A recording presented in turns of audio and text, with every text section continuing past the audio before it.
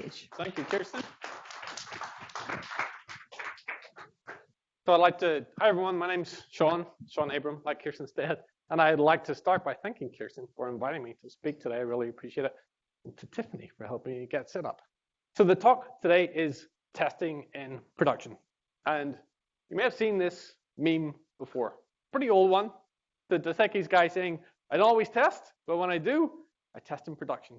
And testing in production has kind of been a joke, right? The joke being that when you say you test in production, what you really mean is you don't test at all. You just push it out to production and you cross your fingers and you hope that it works. You're winging it, basically. Recently, though, I've been starting to think about this slightly differently. So the original ad is the Dos Equis guy saying, I'd always drink beer, but when I do, I drink Dos Equis. The implication being that Dos Equis is the best beer. So rather than this being a joke, is the implication that production is the best place to test. And I'm increasingly starting to think that that's the case, or at least that you should be considering testing in production. But historically, production's kind of been treated sacrosanct. Instead of testing there, you set up a bunch of other environments, such as staging, that are as similar to production as you can make them. But that's not ideal, because they're always going to be an imitation of production, never quite like it. And so testing in a non-production environment is kind of like testing with mocks. Close, but not the real thing. And saying that it works in the staging environment is just one step better than saying it works on my machine. I saw someone, Charlie Majors, on Twitter say that software going out to production is like a baby's fourth trimester, when the software hits the harsh reality of the real world. But the question is, why is the real world of production so different? So serious question. How is production different from all the other environments? Any suggestions? Yeah, Jerry. Traffic is a great one. You're unlikely to see traffic in your non-prod environments like you do in production. For example, in non-prod, it's typically a few QA testers or maybe some artificial load test, right? What else in addition to production? Sir, going to say the same thing. Data is another great one. Your data in the non-production environments is almost certainly different from production. For example, it should be scrubbed. You should be removing all of the PII data, right? So at Lending Club, I work on a service called the authentication service, and we don't have real passwords, real user passwords in the non-prod environment. We scrub them to be just a standard password. And so we've had problems in production where certain characteristics of passwords have caused problems, but we didn't see those in non-prod because all the passwords are scrubbed and standardized. So that's a great example of how non-prod is much different, and you may not catch problems there as a result. So we've got traffic, we've got data. What else? Yeah. Yeah, so you're probably, again, not storing those real credit card numbers in non-prod. At least you better not be, right? Yep, very true. You can't be doing both. And again, you may see some characteristics of the real data that you're not seeing in the scrub data. True. Did you have one? You are, because real customers are using it, and customers can be crazy, right? You're going to see a lot of different behavior. Hoster. That's very true. So production is higher risk than non-production environment. It's true. There are many different ones. So we talked about traffic, we talked about data. Hardware is another one. Cluster size, for example. Typically in non-prod, you may have just a single machine. In prod, very likely to have more than one machine. And another big one that no one has mentioned so far is configuration. Guaranteed to be different in your production environment than it is in the non-production environment. Monitoring is another one.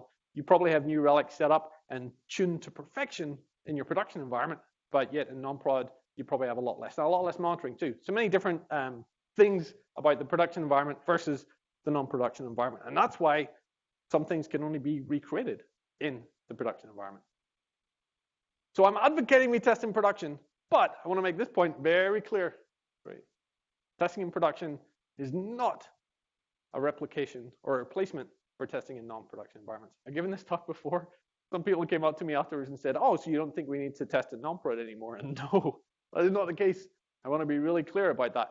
Testing in production augments or supplements the testing that you're already doing in non-production environments. I've given talks on unit testing and code coverage and mocks and continuous integration and integration tests. And all of those things are really important, and you should still continue to do them. I'm saying test in production also. And also I want to make this point that test production validation with respect to deserves validation because it's not explorative testing. All the testing we're doing in production is confirming that it works as you expect, not exploring different possibilities. With one exception, which is A/B testing. That is a form of explorative testing. I'll talk about it later. Second point is treat it with the respect that it deserves. Someone made the point that production has real impact, brand impact. If you mess it up there, you're really going to mess up customers, so tread carefully. When you're testing in production, think about the side effects. For example, it's okay to test with safe HTTP methods, such as gets. They're probably not doing a bunch of writes to the database. That's a good thing to test with. Even if you're writing with the non-safe HTTP methods, such as puts and posts, you can test those with faulty data, right? Bodies that you know are corrupted, and you expect to get a 400 back. That's a valid form of a test that shouldn't have too many side effects. And if you are testing with puts and posts with real data, make sure you have a way to distinguish the production data from the non-production data. For example, if you have reports saying how many users you have logging in, perhaps part of an IPO pitch, and those are inflated by test data, you're going to get yourself in trouble. So, test in production. Treat it with respect, too. I'm going to break the talk into 3 different sections. Observability, which is the foundation for everything else, testing around release time, and then chaos engineering, which is testing after the release time. But let's start with observability, which is the foundation for everything else. Observability is the ability to ask new questions of your system without deploying new code.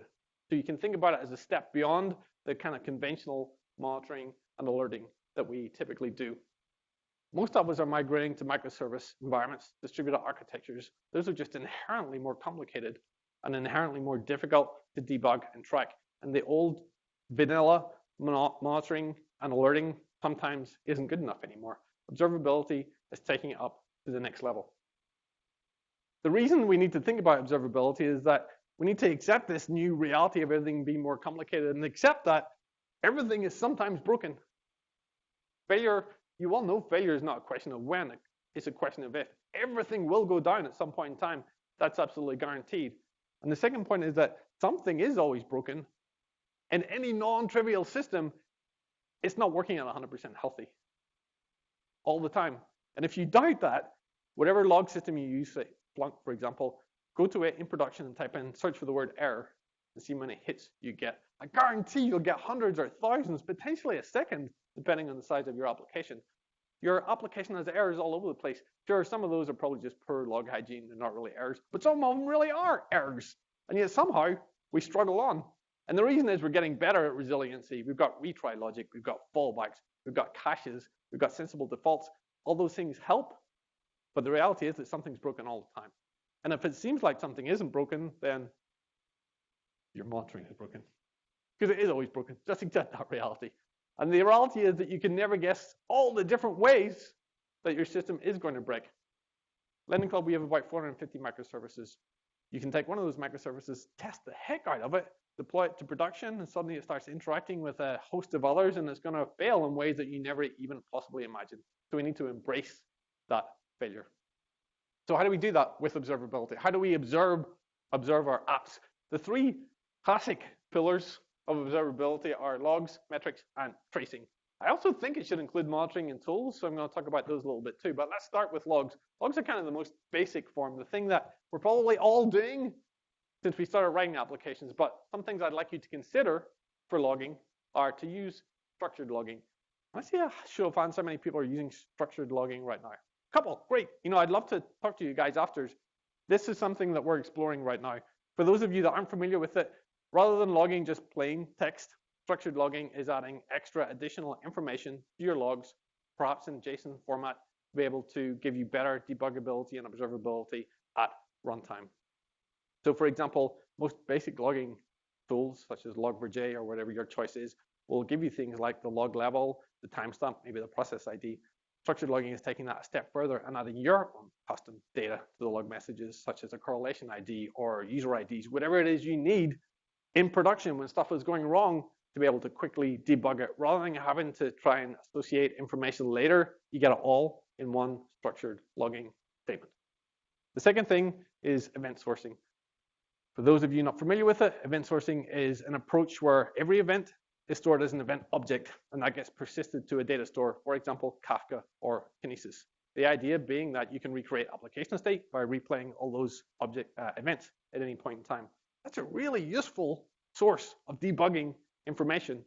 Knowing the current application state is good, but knowing how you got to that application state can really give you great insights into why your application failed. So consider event sourcing as another source of logging for debugging purposes. The final one is that sampling is better than aggregation. What do I mean by that? I think the best way to show it is as an example from New Relic. So this is a screenshot from one of our applications in production yesterday, and it's showing the average, I should probably get out of the way, huh? It shows the average response times for one of our applications, and everything looks really good, right?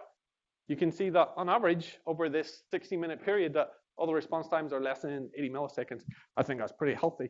We defined our own update score of 200 milliseconds, and we've got 0.99. That means everything's looking really good. And even if we turn on the P99s, we can still see it's looking pretty good. So even the outliers, the P99s are still coming in at less than 350 milliseconds. To me, that's pretty good. Someone once stopped by my desk and told me that for this particular service, they were getting really slow response times, and I went and I checked these type of statistics. I'm like, oh, everything looks good to me. And I was dumb for doing that because aggregation and averages don't tell the true story. The good thing about New Relic is that it allows you to sample. And so if you scroll down to the samples, it shows you the 5 slowest endpoints, and it shows you the 3 slowest times for those endpoints. Suddenly you can see that we had a transaction that took 18 seconds. That's slow. That's the one someone's complaining about. And if I quote them that our average response time is 80 milliseconds, they don't give a crap about that. They still saw that it was 18 seconds. So again, sampling beats aggregation. Of course, the big question is, what do you sample? New Relic helps answer that question for you by sampling a lot of the slowest ones. And for the record, I'm not saying nice things about New Relic because I happen to be here. I'm here because I really like working with New Relic. It gives you great insights and observability into your applications. Okay, so moving on, metrics. Consider doing things like time series metrics to track system statistics such as CPU usage and memory usage. I mentioned that we have an authentication service at Lending Club, so we track number of logins over time. Those time series metrics can be really useful. Tracing is a really important one. In the old days of the monolith, you would take your debugger or your profiler, hook it up to the monolith, and you could see all the calls that are taken. When you have microservices and a distributed architecture, that just doesn't work anymore. You can have one microservice and it looks perfectly healthy, but the calls that are sending to another microservices are causing outages. You need the ability to trace through all those different microservices, every leg of the call. And there's some third-party tools that are really good for this. We actually built our own in-house called Correlation ID, but there's a tool called Zipkin, which is great for this. I encourage you to check it out. But New Relic also recently introduced support for distributed tracing, which is a very powerful tool. And Alistair, who's speaking after me, is going to be talking about that too. Monitoring and alerting. It's pretty basic these days too. We all need it. You need to get alerted if something goes wrong at 4 a.m., but it is critical. The final one is tools. The great thing is that even though our architectures are getting more complicated, there's a bunch of awesome tools out there that really help. New Relic, obviously, I've talked about already, but for logging, you've got Splunk, you've got Datadog, you've got the Elk stack, so Elasticsearch, Logstash, and Kibana. You've got tools like Wavefront and Honeycomb, Overops, and again, New Relic. So whichever tool you choose, I just encourage you to master it before the production outage comes, because you want to be empowered when things go wrong, not trying to learn the tool in the middle of a production outage. Okay, go back. That's observability. With that observability in place, with the ability to tell what your application is actually doing in production, then we can actually start doing some real production testing. So what production testing will we do? Let's talk about testing around release time. And I want to clarify some terms before I dive into that. And the two terms are deployment versus release. The way I'm using those terms for this talk today, at least, is that deployment means that your software has been taken and deployed to the server, so installed on the new server in the production environment. But the key part is that it's not yet receiving live traffic. At Lending Club, we call that dark. The term blue-green deployments is the more common industry standard. But by deployment time, I mean the server's there on the server, no live traffic. The release part is when you start sending the live traffic over to that server. And so I'm going to break testing at release down into deployment, release time, and post-release time. The deployment phase, there are a couple of different ways we can test at deployment time. Configuration, smoke test, shadowing, and load test. The configuration test is really important. I talked earlier about the differences in the production environment. Configuration is guaranteed to be different in the production environment. Your database username and password better not be the same in your staging environment as it is in your production environment. That means the only place that you can test configuration is in the production environment. When that new version of your software, V2, is installed on that software in your production environment, but not yet receiving traffic, that's the perfect time to test your configuration.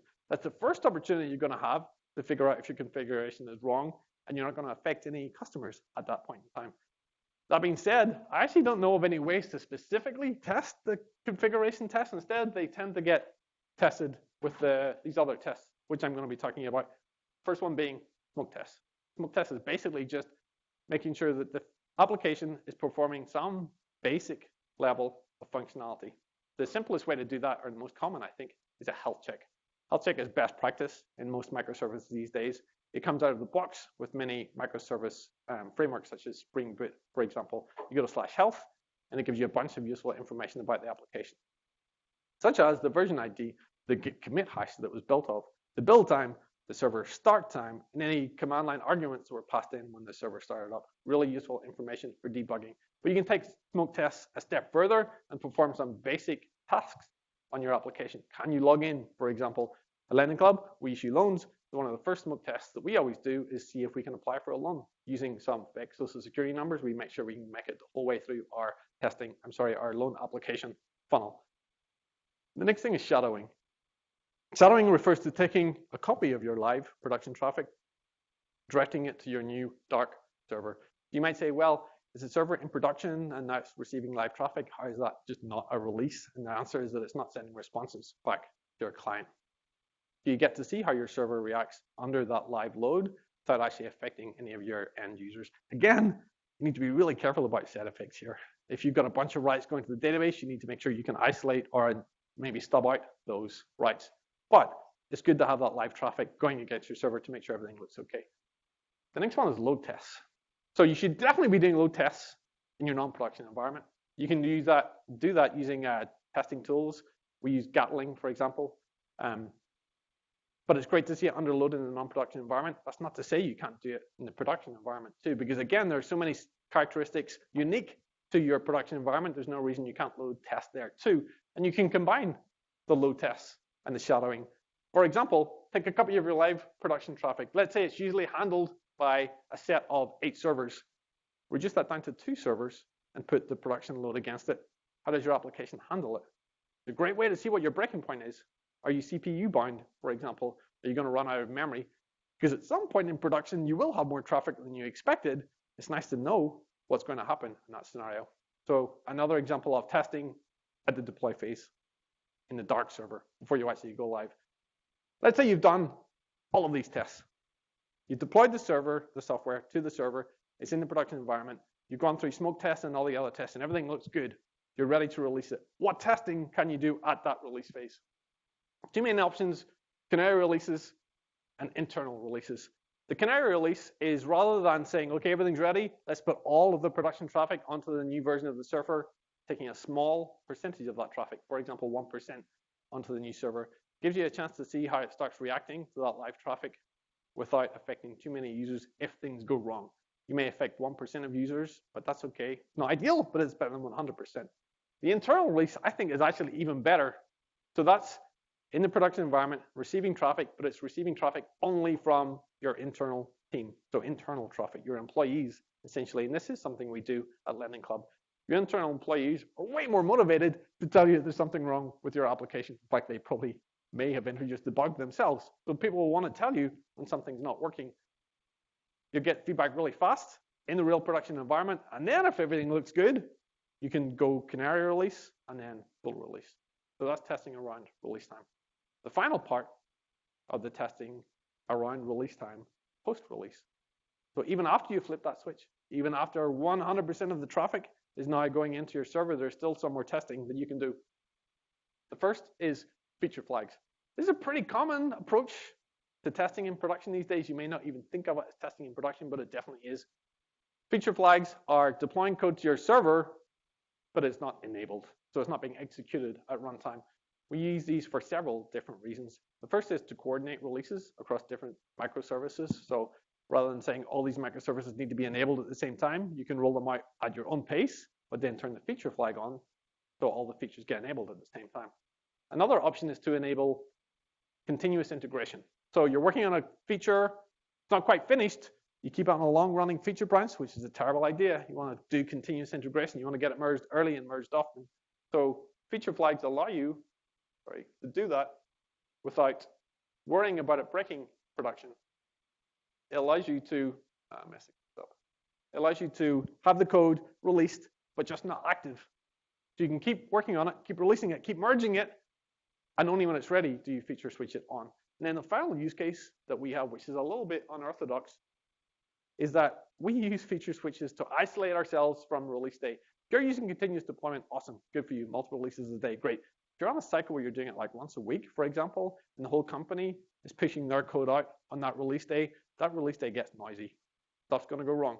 People are complaining, they're pointing fingers. Was it your change? Is that what broke it? If your change is feature switched off, you're like, nope, definitely wasn't me. The day after the release, when things have calmed down, you can turn your feature switch on. If you say chaos at that point, it's definitely your fault. So it's a nice way to isolate yourself from the release. Okay, A/B testing. Arguably the oldest and most common form of production testing I mentioned earlier is the only form of explorative testing that I'm covering today. All of this other stuff is really validation testing. You're expecting everything to work, and the tests I've talked about allow you to validate that, to verify it. A/B testing is when you have two different forms of the software, and based on some predetermined criteria, you find out which one is best. And that can be based on something like number of user clicks, for example, or in our case, number of loan applications that we're receiving. And that takes me on to chaos engineering. We covered all the different forms of testing we do at release: deployment phase, or the dark server at release time, when you're actually flipping the traffic to come into your server, and then post-release, when the server is already out on the server, receiving new traffic. It's the new reality. There's also testing you can do that. Okay, let's talk about chaos engineering. Chaos engineering, also known as release engineering. When I'm talking with engineers, I usually use the term chaos engineering because it sounds kind of cool. When I'm talking with management, I usually use the term resilience engineering because it sounds very serious and conservative. But the reality is they're both exactly the same thing. And they both mean that you're doing planned experiments designed to reveal weaknesses in your system. Chaos engineering is not introducing chaos into your system. Chaos engineering is exposing the chaos that's already there and you didn't know about it. And you're now learning about it in a controlled way rather than at 4 o'clock in the morning. Game days are the practice of chaos engineering. So chaos engineering is the theory. Game days are how you actually carry out chaos engineering. The exercises that you carry out with your team to perform chaos engineering in your production environment. An exercise where we place systems under stress to learn and improve resilience. We've been practicing game days at Lending Club, and it's been working really well for us. And so I'd like to walk through some of the steps that we've taken as part of the game day exercises that we've carried out to validate that our production systems are working the way we expect them to. And again, this is all about validation, right? Let's say, for example, you have service A and it's calling service B. Your theory might be that if you take service B down, service A can continue to operate. The type of theory you'll come up with. If you think that you take service B down and service A will also break, that is not a game day experiment. That's just going to break production. You want to step back. You want to take some time to set up some sprints to make sure you have that resilience in place. Then do the chaos engineering experiment. When you're sure that it's going to work when something breaks, that's when you do the chaos engineering. If you're not sure it's going to work, you're not ready for chaos engineering. But you still need to validate it, because even though you think it's all going to work, until you actually break it in production, you never can be sure. I want to make this point, and it's arguably the most important point I want to talk about game days, that just getting the team together to discuss resilience can be very worthwhile. If you ask the team about the different ways they think you can break your application, that usually results in a very spirited conversation. Everyone's got loads of ideas about how the system can break. And then you say, okay, can we go ahead and break that in production? And they'll be like, whoa, well, wait, well, first of all, we need to do A, B, and C. And that's the benefit of game days. It makes people start thinking about what will happen when things break. Even if you don't get as far as actually testing it in production, preparing to test it in production is incredibly useful. And I'd like to give an example of that. We have an encryption service at Lending Club, and it uses a KMS, a key management service. So we decided we'd like to try and kill one of the KMS servers and make sure our encryption continues okay. The question is, what's okay? How do you know your system is still healthy. And we thought, okay, well, probably number of crypto operations. If that remains steady or the usual pace, things will be good. And then we realized we didn't actually know how to measure the number of crypto operations taking place. And that might sound crazy, an encryption service where you don't know how many operations are taking place every day, but there's so many, we don't log them. It's like billions a day, and we never had a metric on it. And I guarantee that if you go back to your team and you start talking about game day experiments, you'll realize you've got big holes in your metrics too. You'll realize that you have a bunch of dashboards that you need to create to be able to figure out if things are okay when you start breaking things in production. And that's the benefit of these game days. If you start doing game days, you'll realize that you have a ton of work, that you're going to have to set aside sprints to start improving your monitoring and your observability. And that's a good thing. How do you measure whatever your state is that you think reflects good? At Netflix, for example, their steady state is defined by starts per second. So the number of users who are clicking start on a show. And sure, that varies throughout the day and throughout the week, but it's pretty consistent per week. And so anytime Netflix carry out QASA experiments, they look at their starts per second metric. And if they break something on purpose and the starts per second starts to drop, they know something's gone wrong. So they know something's gone wrong, so they start rolling back the test. So you need to think about what your steady state is, how you measure that steady state, how you have insights into your application. So if that whet your appetite, if you're interested in doing game days, these are some of the steps that you need to do to carry out a chaos engineering experiment in production. Number one is come up with your hypothesis. And your hypothesis is almost always, if I break X, things will still be okay. Again, if your hypothesis is I break X and things are going to start going wrong, then that's not a chaos engineering experiment. You're not ready for chaos engineering. You need to think about resiliency first. And you need to think about the steady state. What does okay look like? And if you haven't thought about what okay looks like before, that's a great place to start. Well, let's assume you come up with a hypothesis. For example, if I take out my database, I can still continue to serve traffic. And you know what your steady state is, perhaps the number of visitors getting responses from your site. Then you can move on to minimizing the blast radius. So what is the blast radius? The blast radius is how much stuff you can mess up. So when you're conducting a QASA experiment, think about how badly it can go wrong. How much stuff can you mess up here? Like if you take out something, are you going to stop all of your customers accessing your site? Because that's a really big blast radius. You want to start as small as possible. And I hope this is obvious. Start in non-production first. But even in non-production, you should be starting small too. So the encryption service I talked about earlier, yeah, we have a non-prod version, but that's used by every developer within Lending Club. So if we do break that, we're affecting all 450 developers or whatever it is we have. That's a lot of people to be stopping by my desk complaining. So that's a big radius, blast radius already. Try and minimize it further. Instead of taking out an encryption server that's used by the whole company, try and set up one of your services to talk to one of those encryption services and take it out. That way, if you do mess up, the only thing you've affected is one service, which is a much smaller blast radius. You should also think about how you can, so building confidence in the resilience of the system. You should also think about, again, worst case scenario, if it does go wrong, how do you stop it? Imagine a big red stop button that you have just in case things do go wrong. Maybe you got it wrong and your blast radius is much larger than you thought. You need the ability to stop that test quickly as you possibly can. Again, an example of that is that when we were taking out one of our key management systems servers, instead of shutting the server down, which would then require a restart if things were going wrong, which can take like 60 seconds or even 2 minutes, we just removed it from the VIP pool. And if we needed to add it back into the VIP pool, that takes like a second. So that's an example of the stop button being much easier. So after we tested removing it from the VIP pool, then we did test taking it down also, but baby step into it. The next step after you define the blast radius is to actually run the test. Here's my suggestion on running the test. One option might be to do it out of hours when traffic is quiet, right? Maybe you have a consumer site and traffic is typically quiet around midnight to 2 a.m. and you'd think that might be a low risk time to do this.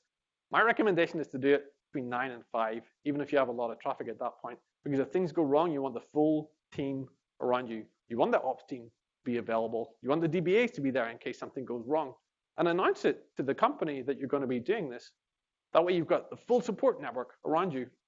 And if you get pushback from management, which you may do if you explain it poorly, the way I suggest you justify it is that you're going to be breaking stuff in production Stuff that is going to break anyway, guaranteed, no doubt about it. This stuff will break whether you do it or not. The difference is that you're breaking it at 10 o'clock on a Monday morning with the entire team there, huddled around a bunch of monitors and dashboards, and they've got all the metrics up. And you know why it broke, and you can see the effect of it. That's a far cry from it breaking at 4 o'clock in the morning when everyone's sleeping. So you're breaking it in a way that was going to break anyway, but in a very controlled manner with the whole team there to support you. The next step after you run the test is to analyze the results. Was your hypothesis correct? When you broke X, did the system continue to operate the way that you expected to? The chaos experiments or game day exercises that we've conducted at Lending Club so far, our hypothesis has been correct so far. The thing is, we still learned a bunch from it anyway. For example, when we took out one of our servers, the rest of the application continued to operate just fine. But we saw a bunch of errors in the logs that we'd seen a ton of times before. We weren't sure why they were happening. And then we found out. We get those specific errors when this specific server goes down in this specific configuration. That was a really good learning exercise. We were able to add those errors to our runbook saying, if you say this, it's probably because this server went down. Whereas before, we just weren't quite sure. We knew things kind of continue to operate okay. Again, every system is never healthy, but we weren't sure what those errors meant. So even if you prove your hypothesis to be correct, which hopefully you will, you'll still learn a lot from running these game day operations.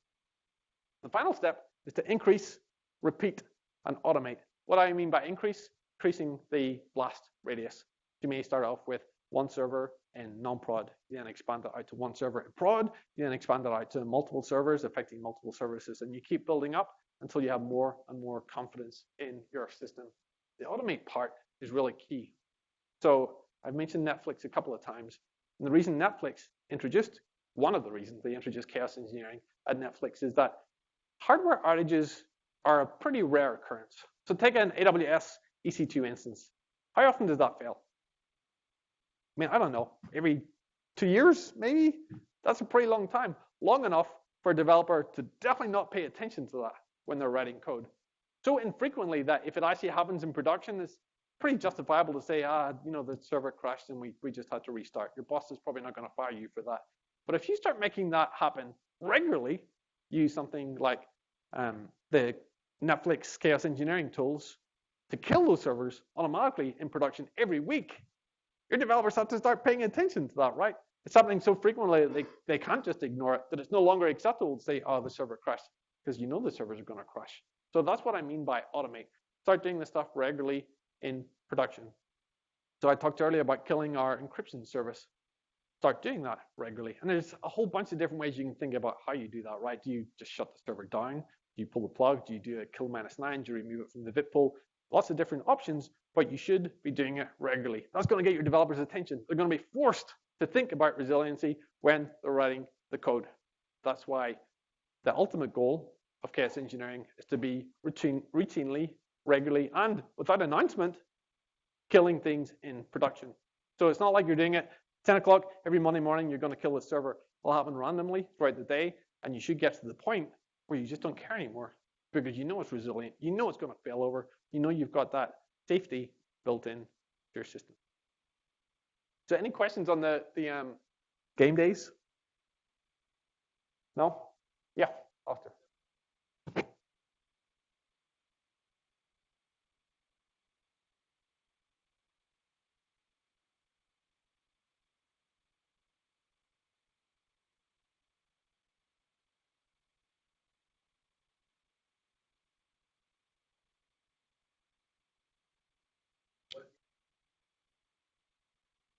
Yep.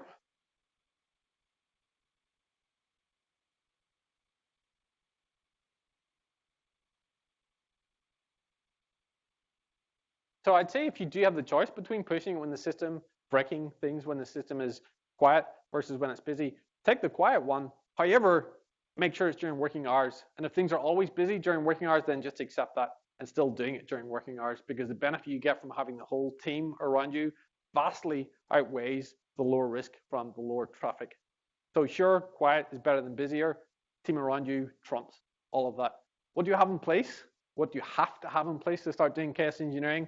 It's observability, and that's the reason I talked about it very first. You've got to have the logs, the metrics, the monitoring, the dashboards, the tooling that allow you to see what your application is doing, that allow you to answer questions like, is it my service, or is it the upstream service, or the downstream service? Why is it running slow? Is it because I'm running out of memory? You need to be able to answer those questions, and you need to be able to answer the questions that you haven't even thought of so far. That's what makes observability difficult. Logging, you're typically logging for things that you expect to happen, right? I expect an exception will get thrown at this point in the code, so I will log that. Or I expect that we may get an undefined value passed in at this part of the code. Logging is useful, but observability is what allows you to answer questions that you've never even thought of before. That's a really hard thing to do, which is why observability is difficult.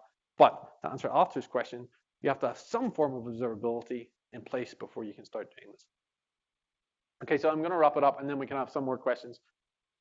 We talked about observability as the foundation for any testing in production, the ability to answer those questions that you may have in production at runtime when it matters most.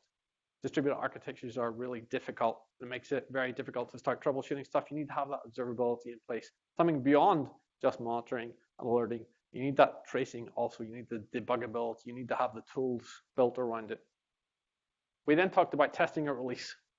The 3 different phases, so the testing at deploy phase, or the dark servers, as I talked about, where the server has the new version of the software, but it's not receiving traffic. You can do your config tests, your smoke tests, perhaps load testing, perhaps shadow testing. At release time, you can start doing internal releases, which are a great way to see the application running in the production environment with traffic, but only affecting your internal users. Or you can do Canary releases, where you have a small percentage of traffic going to the new version of the software, rather than doing a big bang approach. And then even after all the server software has been released and it's live and it's a new reality, there's still more testing you can do with the A/B tests, for example, and with feature flags. And then ultimately, you can move on to chaos engineering, where you're testing in production and deliberately breaking things, or at least deliberately taking services out, but in the hope, not in the hope, in the belief that things are still going to work. So one last example on a chaos engineering experiment before I hand it over for questions. On the authentication service that we have at Lending Club, we validate the tokens that get passed in on every single request to make sure that you have a valid session. And we store those tokens in a high-speed memory cache, Redis. If Redis goes down, or I should say when Redis goes down, which it inevitably will, we have a database that we fall back to instead. Database is much slower. That will impact user experience, but things will continue to work. They can continue to log in. They can continue to access the application. So a great chaos experiment is to kill Redis in the production environment to make sure that things do fall over to the database. And we've done that, and things keep working great, which means that when Redis does finally fail, I won't have to get paged at 3 o'clock in the morning. And that's kind of what we're all aiming for, to get good night's sleep by testing in production. Okay, that wraps up my talk. Any questions before I finish? I put everyone to sleep.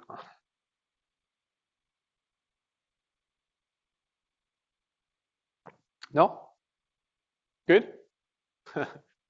Arthur tells me I just hit my time limit. It's perfect. Yeah?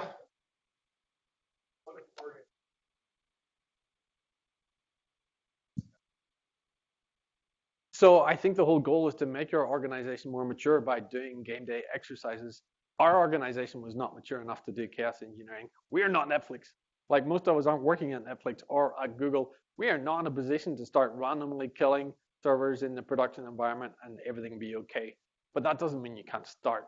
And we started with really small baby steps. Like I said, we realized we had some really basic metrics that we needed in place before doing game day or chaos engineering experiments. And so that's where I suggest you start. You may think, yeah, we're not ready for this, and that's probably true, but you can get yourself way more ready by starting to think about A, ways that your system can break, and B, how you detect when the system breaks, and then C, how things look not broken, how you define healthy, how you define good, how you define the steady state, and putting metrics, dashboards, and alerts around your system to be able to tell those things. So you can ease yourself into this. I actually don't think that not being mature is a reason to not do chaos engineering. Lending Club, great company, but there are many ways we're not mature too, but it doesn't mean you can't start down that path.